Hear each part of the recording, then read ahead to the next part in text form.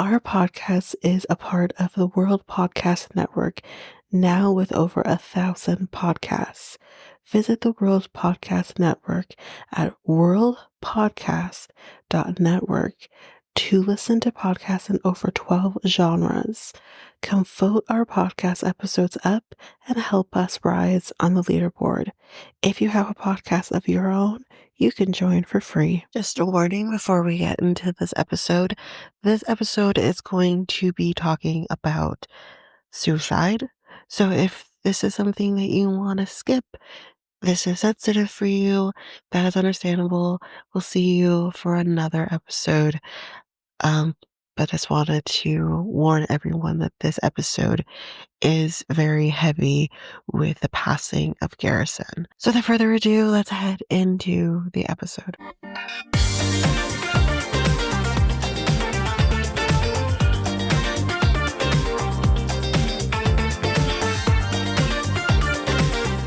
Welcome to Reality Tea Times 2, the podcast where we discuss all the trash reality TV we love to hate. I'm Tanika, and today we're going to be discussing last week's episode of Sister Wives. So, again, I did put this in the beginning of the episode, but again, just a reminder, this episode is going to be really heavy with the passing of Garrison and everything that surrounded that. Um, so I wanted to just forewarn everyone again. But before we do that, I do want to just do one quick announcement. So Patreon is available now for everyone to take part in. We have 3 tiers. The first tier is $3, again, all Canadian. $3. There you can get these episodes ad-free, and you would also get AMAs every month, and hopefully more to come on that one. And then the second tier is $5, where you'll get everything from the first tier, including an episode of a show from yesteryear. And right now we're doing Jersey Shore. So we're either right now finishing up season 2 or we're just getting into season 3. But of course, I do drop the first episode of the Jersey Shore in the main feed. So if you're interested in, you know, hearing more of that, you have to go over to the Patreon. But that is there. So you can look out for that. There is one dropping very soon, if not already. So that's that. And then the third tier is the $7 tier, where there you get everything from the first 2 tiers. And then you also get true crime documentaries. So that is 2 episodes every month. The first one of the month is actually being released on Tuesday. And again, I do release bonus for those as well. First episode of the documentary or first half or wherever I do it. So that's there. So we've done Ashley Madison, we've done The Man with 1,000 Kids, we've done Into the Fire, and this month we're doing the Lacey Peterson documentary. So that's happening over there. So if you're interested, you could join. The link is in the show notes, but that is at patreon.com/reality tea times 2. Okay, so that's the announcement. We'll jump into the reason we're here. So just forewarning, y'all, if I don't sound congested, I'm not congested. I just finished watching the episode a second time to do the notes, and I was bawling like a baby. So that's where I'm at right now. So we do have a moment of reprieve before we head into the hard part of the episode. And that is Meri being very dramatic about closing the B&B. She's like, that's it. We're closing it down. This is what's happening. Y'all, we've talked about this already, actually. Um, Probably a few months ago, that she is closing it down for renovations because she has a vision for it, that she doesn't necessarily want to keep doing it as a B&B. She actually would like to kind of do it as an event space, which is a really good idea. You know, she's like, they've had weddings there before. So it could be like weddings, bridal showers, baby showers, quinceañeras, who knows? bar mitzvahs and bar mitzvahs and bat mitzvahs. So that would kind of, kind of be what she's envisioning for it. So I think they're still in the renovations currently. So I'm not sure if it's actually, I haven't heard anything about it being up and running again. But anyways, that's that. Okay, y'all. This is again just another morning before we head into this. We're now heading into, you know, everything surrounding Garrison's death. So if you need to skip this episode, please do, and we'll save another episode. Um, okay, so here we go. All right, so while Meri is actually about to do an interview, um, kind of it feels like a normal thing for her. And she says, "Oh, Cody's calling me." And producer's like, "Well, do you want to take it?" She says, "No, I don't want to take it." And she ignores it. And then he calls her again. And that's when, for me, my s- senses would be like, what's going on? Something's going on. She says, he's calling me again. Like, I told him just text me. I think she said that she was going to text him to tell, whatever it is, you can text me. He comes back to her and says, it's an emergency. Clearly, he's not going to tell her this over a text message, right? So then she calls him, and you can kind of see that whatever she's hearing, which we know what she's hearing, is very distressing.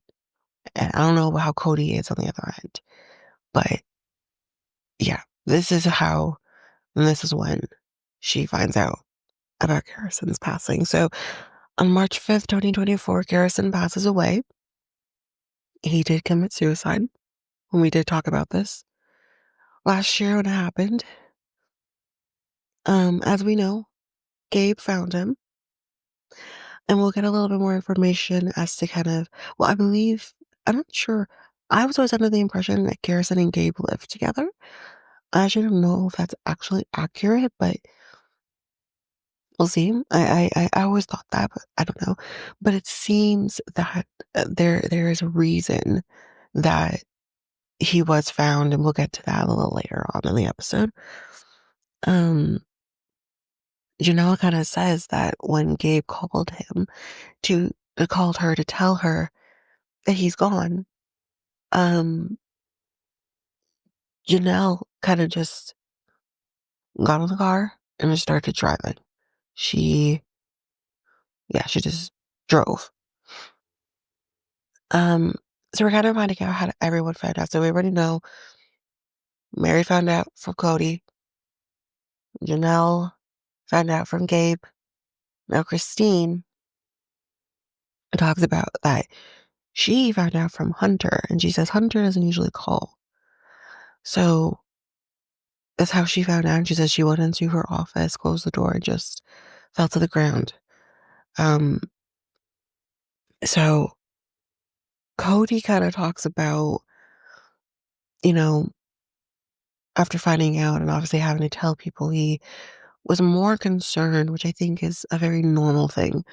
He was very concerned about consoling everyone else, consoling his children, probably consoling Robin, and not really focusing on his own grief at that point.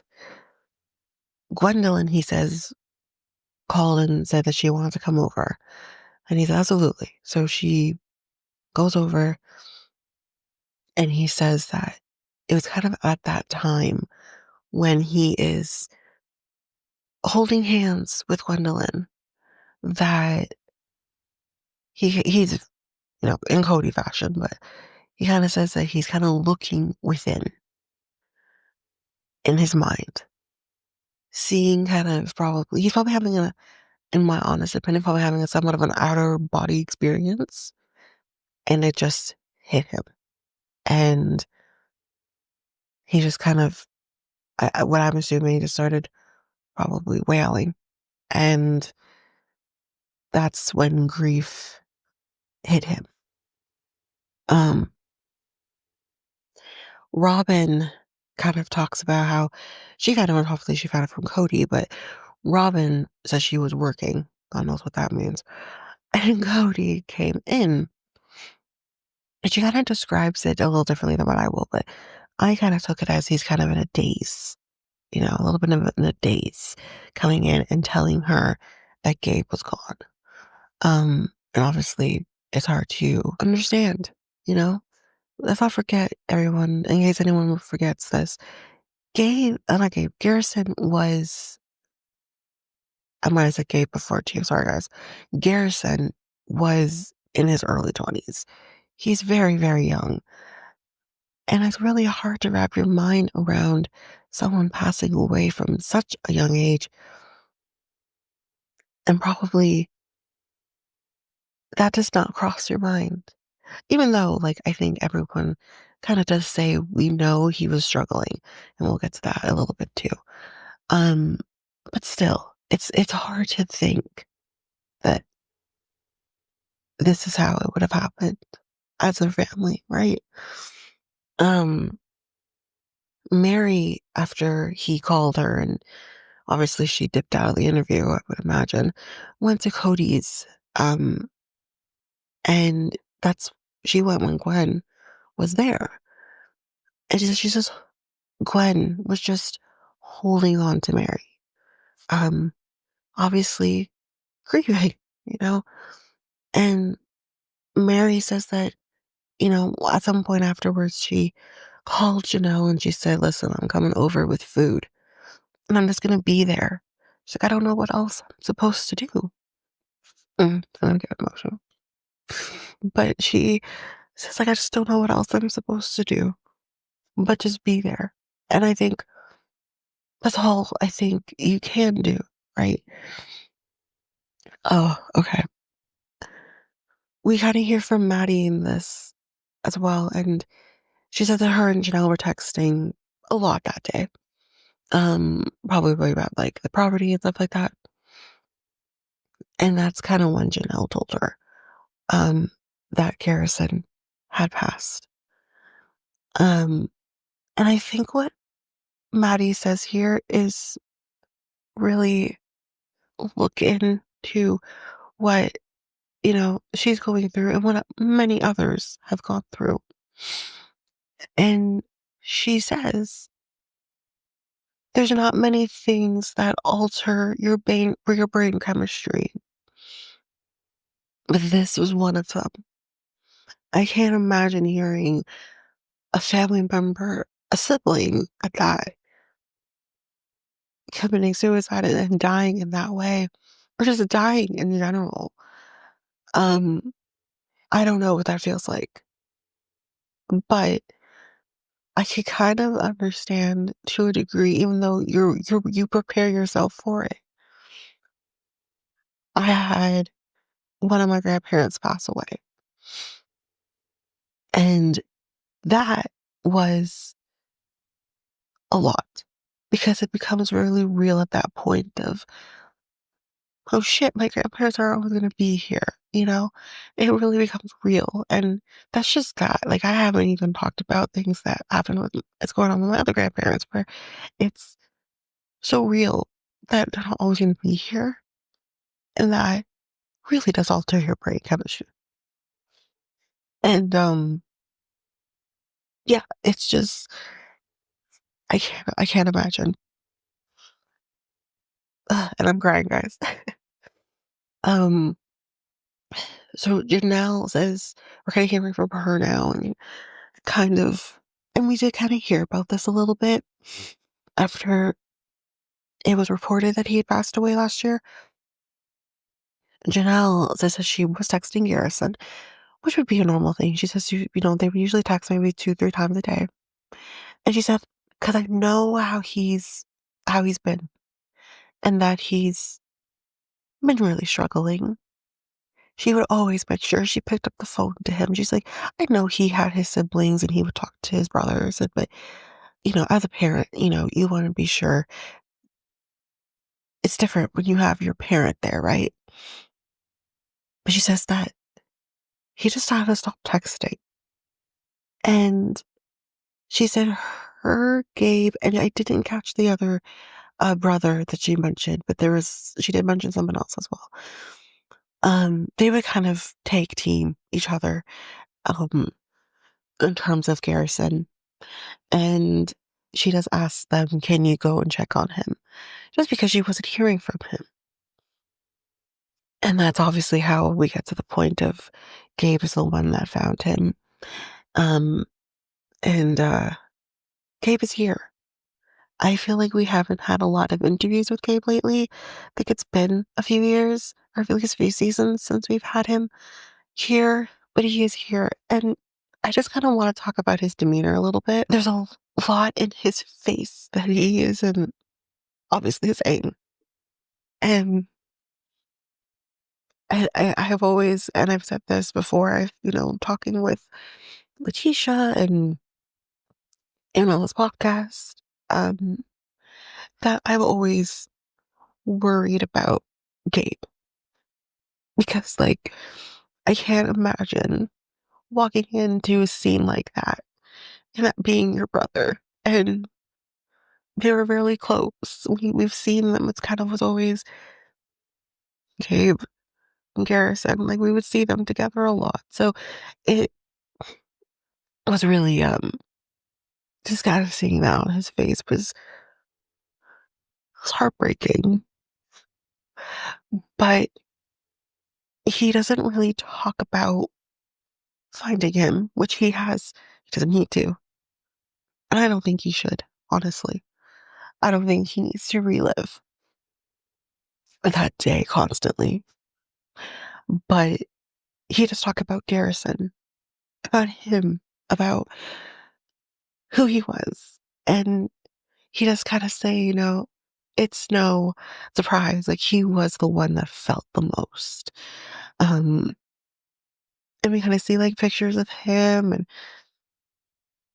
God, he was so young. Oh, um, and 2 days later, they kind of talk about that there was a viewing. Mary's kind of talking about it. Um, and Mary said, that was the first time that they're seeing his body. And again, like, yeah, it is. In case you are unaware of how he did it, we did talk about it before. I'm not gonna necessarily talk about it again here, but I do want to say this. She says it was very painful, which I totally can understand now. I have gone to a funeral of a person, which I think I've talked about on my other podcast. I haven't talked about it here. I'm not going to go into the details of it now either, but I have gone to a funeral of a person who was murdered, was killed got shot. And I won't say where, but I'll say this. I understand what Mary is saying. I didn't see, I didn't purposely go up and see his body, but I did see a little bit. And yeah, it is painful. It is very painful. That's all I'll say. Christine says that the funeral was as beautiful as it can be under the circumstances, right? She said that she spoke at the funeral and that she was fine. She was holding her own until she had looked up at Kelty while talking about this movie quote that he really loved. And I was trying to figure out which movie this was, but it took me to Wicked. I don't know if this is in Wicked, to be totally honest with you. I haven't seen the movie yet, guys. I will. I will see the movie. I will. Um, Trust me, I will be. Because it's the only way I'll be able to see it. Because my mom didn't want to see the she doesn't you know what? Forget it. Anyways, she's talking about this movie quote that he loved and she's reciting it. And I thought it was actually really beautiful. This quote is very beautiful. Mhm. She's kind of giving context to the movie. So at the end of this movie, this dragon that's involved in this movie dies. And it turns into the constellation Draco.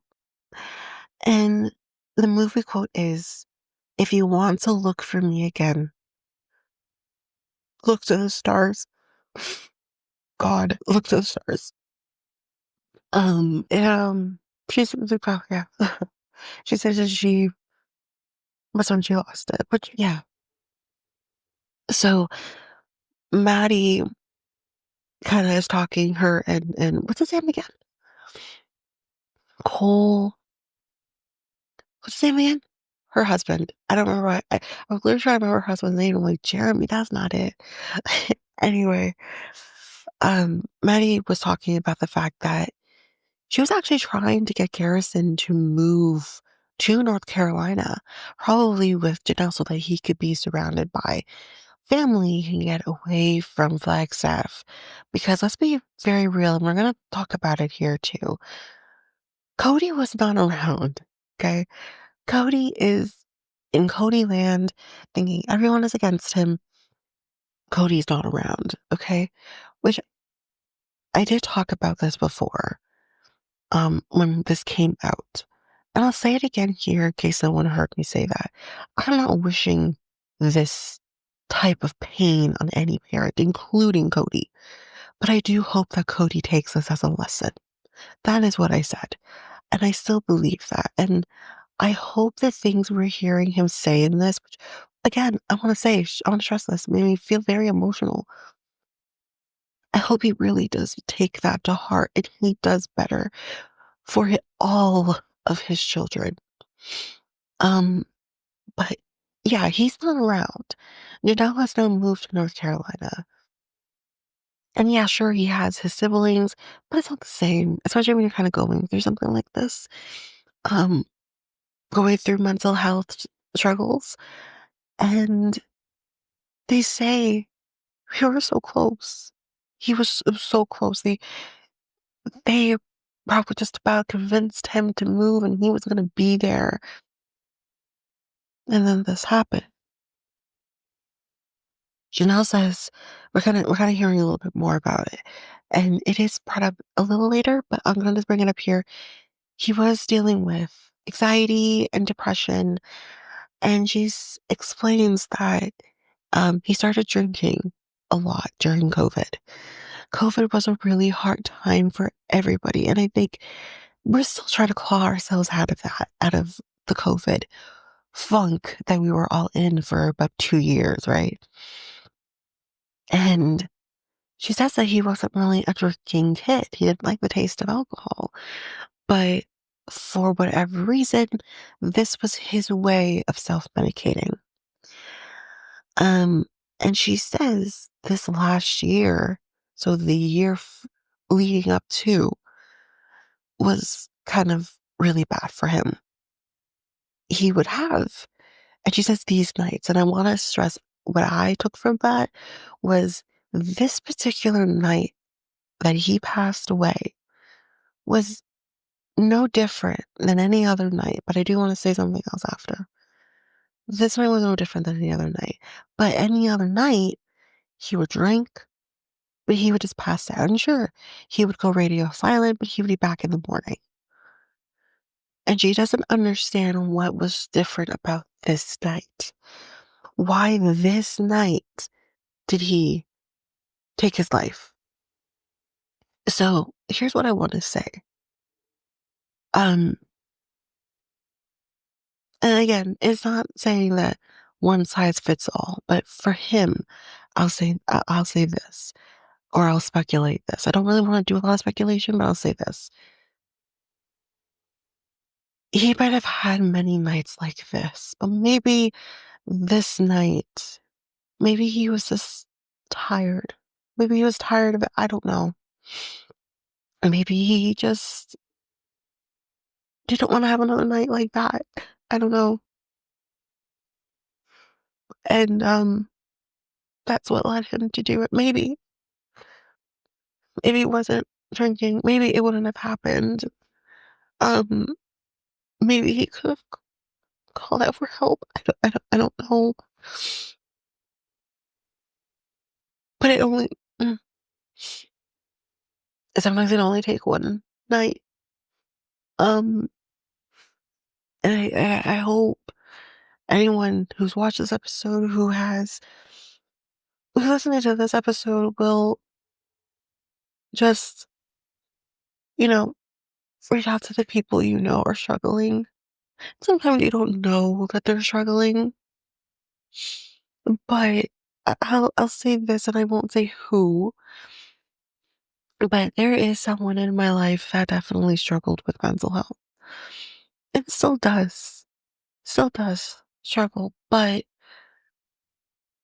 there were points where I was scared as well that something was gonna happen.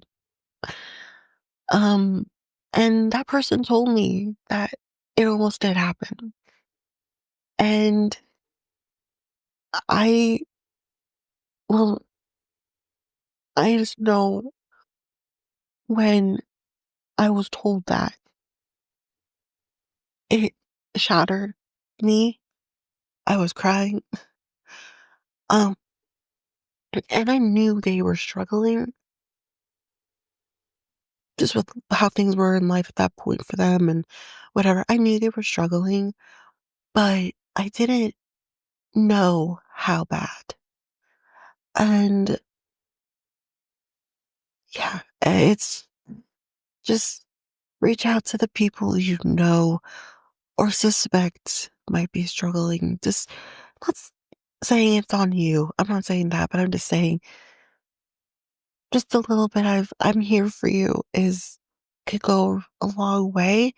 And again, I'm not saying that, but that's not what happened here. Of course, that is what happened here. They are always there, and they were always there for him, and they always let me know that they were there for him. I'm not saying that. It's just more of this episode is so real. That's the thing. The episode is really real. Um, Cody's here and he kind of says like, I just want to take him home. And home means Wyoming. He left Wyoming. A lot of their family is buried in Wyoming. So they're going to be burying him in Wyoming, which I'm not sure. I feel like I do vaguely remember that this was brought up. Um, so that's what they're going to be doing. He is cremated and they're kind of talking about, which has probably already happened, but they're going to be in the summer or when it's nicer out because Wyoming's cold, y'all. Um, they are going to take him to Wyoming and they are going to bury him there with the family that's there. So Janelle's kind of here, and we're kind of having this back and forth between Janelle and Cody at this point towards the end of the episode.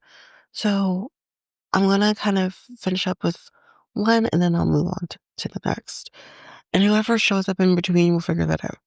So Janelle says that she just tries to keep herself busy, which I think is all you probably can do. Her sister, Carrie, is here, her younger sister. They're 2 years apart. And Carrie says, like, how are you doing? And at first, Janelle says, I have good days, I have bad days. He's like, no, scratch that. I have good minutes and bad minutes, which, yeah. And she says that his birthday had recently passed a few weeks before and that it was really hard. Yeah, obviously with it being, because, yeah, he was like a few weeks shy of his birthday. I remember that. And yeah, I would imagine that would be really difficult to know this is the day that my baby was born and my baby's not here anymore. I, like, I don't know. I know there wasn't any talk about celebrating him or anything on his birthday. I'm sure maybe someone did something. Who knows? But maybe it was still too hard for them too. I don't know. But um, I can only imagine. She says like I know that he is dead, and this girl, I was a mess at this point. She says I know he's dead, but I forget that he is sometimes. And then I'm like, oh yeah, he's not here. And all the reason I started to break down crying at this was that constant reminding your brain as a parent. I know he's not here. I consciously know he isn't here, but I have these moments where I forget and then I have to remind myself, and it's that reprocessing, that grief, and I'm just that set me, made me really emotional. Um, we hear from Janelle here too, because her sister's kind of like, how is Gabe doing? Um, and she says, I'm not worried. She says at one point she was concerned, she was worried. Um, but she says, Gabe was in counseling before, probably dealing with family trauma. And but yeah, he was in counseling before all of this happened, and hopefully he is turning to counseling, post this as well. Well, she says like this that obviously set him back. Um, but she thinks that he's gonna be okay. They tend to now have more frank conversations about mental health, which yeah, I think that's great. I think at the very least, if anything, good can come out of the death of a child. Let that be having frank conversations about mental health because we need to have frank conversations about it. But so now she kind of has to deal with selling his house, which I believe that has already been completed by the time of this airing. But yes, we do know that she was going to be responsible for the sale of his house. Okay, so let's go back to Cody.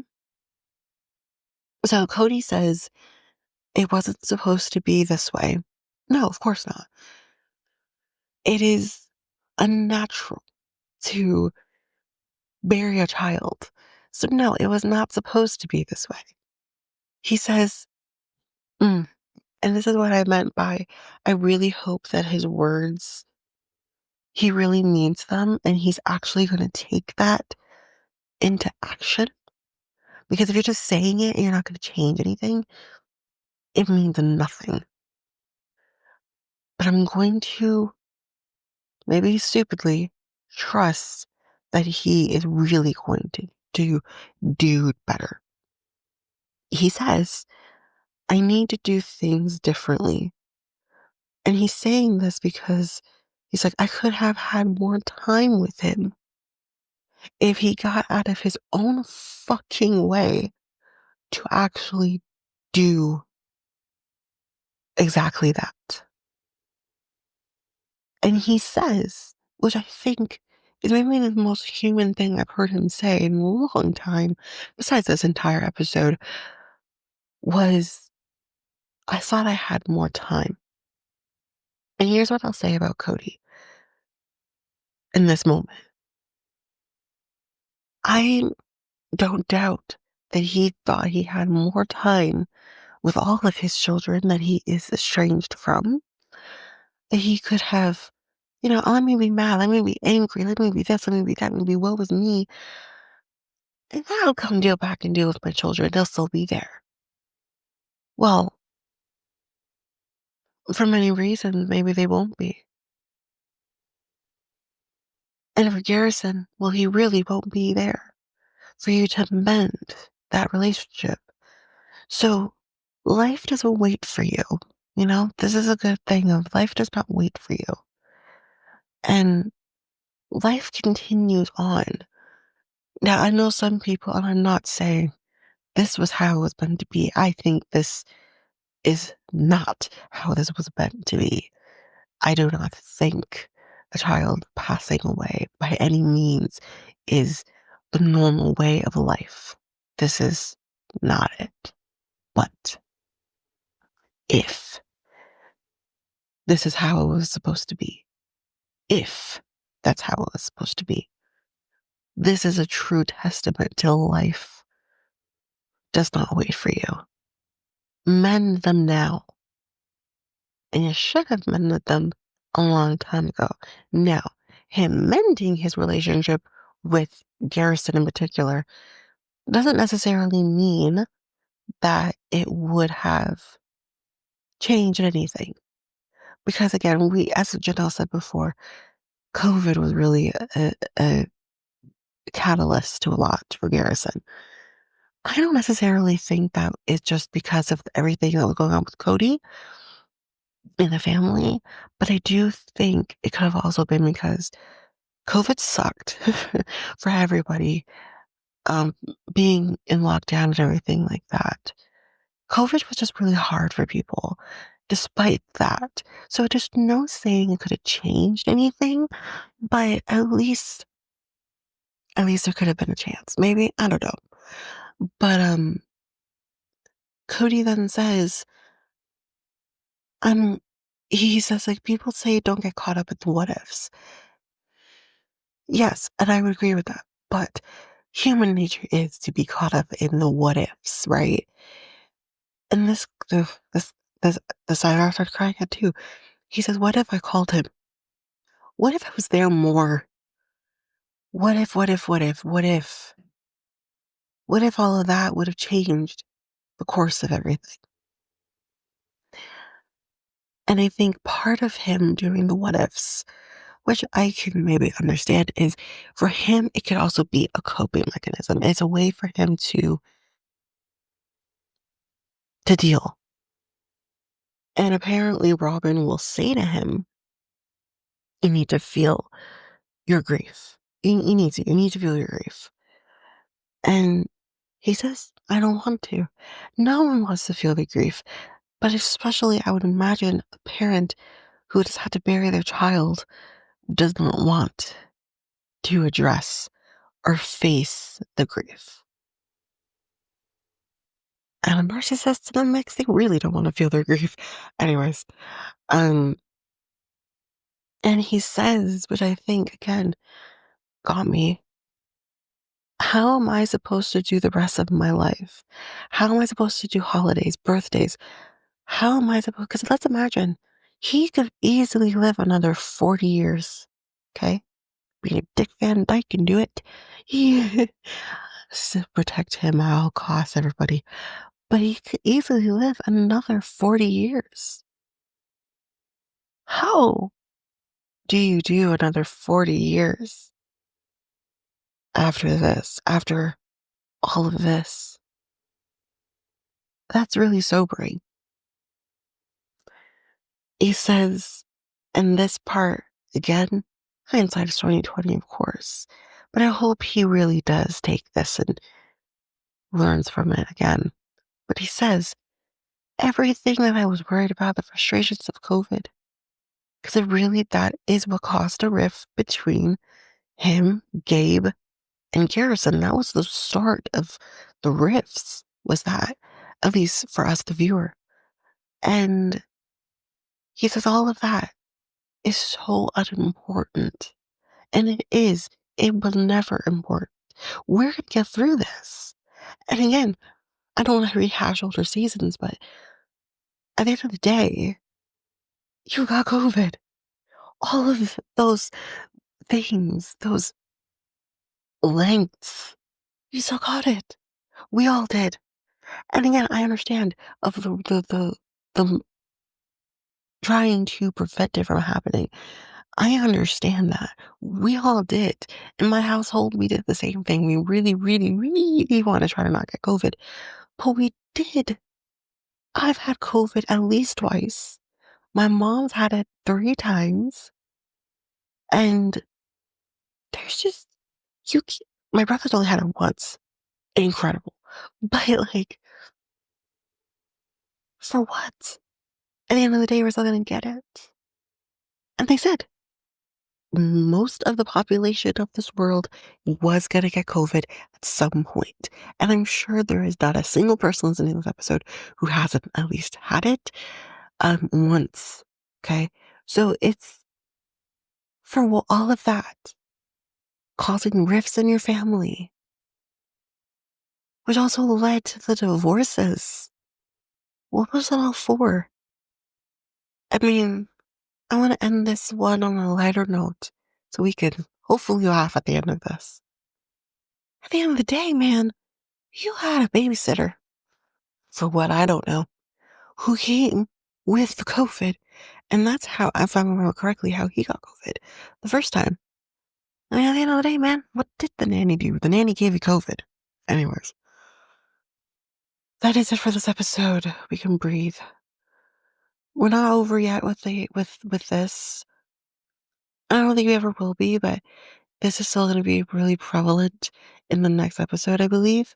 So I'll do another warning again when I do that episode, but just as a warning, we're not quite done with this. Nature of this episode with Garrison and everything surrounding his passing. So again, if you need to skip the next Sister Rise episode, please do.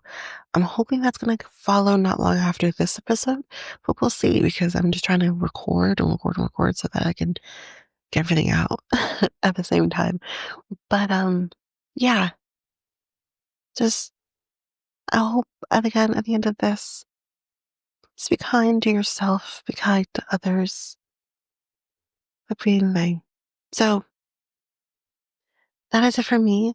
That is it for this episode. So if you like what you heard, please rate, review the podcast on either Apple Podcasts or Spotify. Also, don't forget that you can also share us with everyone in your life if you really love this. And I do want to read those reviews. I'm definitely getting 5-star ratings, but I want to read those reviews. So send me those reviews and I will read those 4 and 5-star reviews on the podcast. Also, we're on every one of your favorite podcast apps.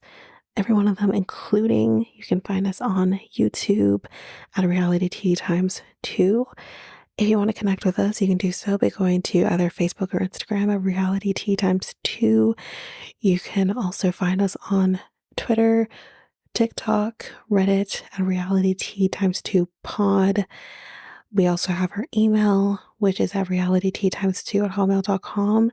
Definitely want to hear from you guys. And we also have our new website where you can listen to all of these episodes. You can review the podcast on there as well. You can connect with me in any way, all the stuff.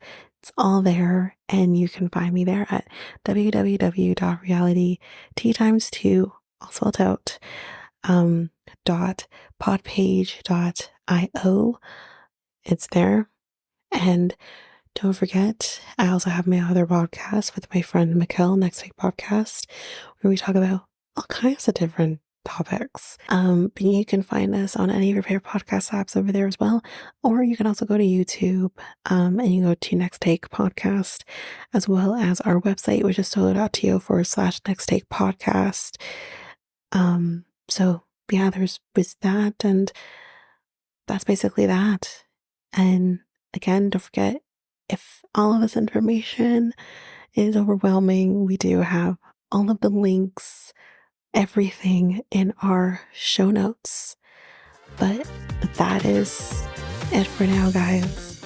Thanks. Bye.